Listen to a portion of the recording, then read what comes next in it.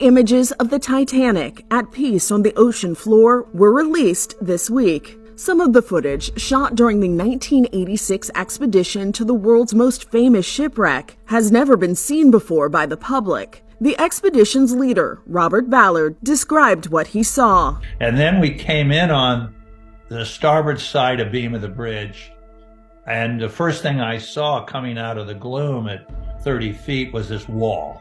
This giant wall of riveted steel that rose over 100 and some feet above us. I never looked down at the Titanic. I looked up at the Titanic. Nothing was small. And as we rose up its side, because we had to abort the dive at that point because we were taking water into our batteries, and as we rose up after that first dive that lasted just minutes, we began to see the portholes.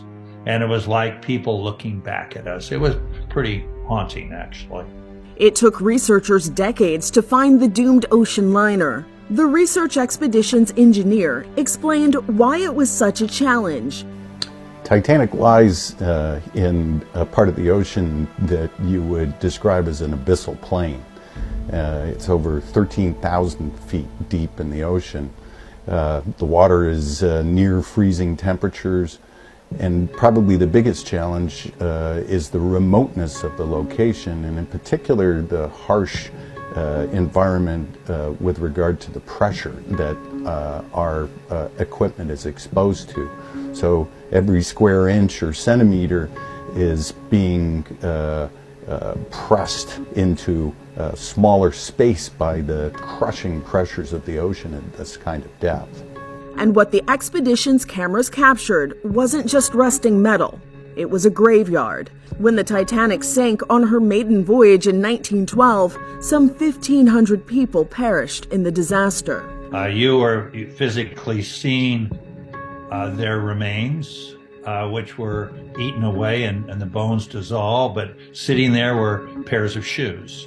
After the Titanic sank, those that went into the water that didn't have life jackets died of hypothermia, and their bodies came raining down. So it was like tombstones all over the ocean floor. A mother's shoes with her baby's shoes.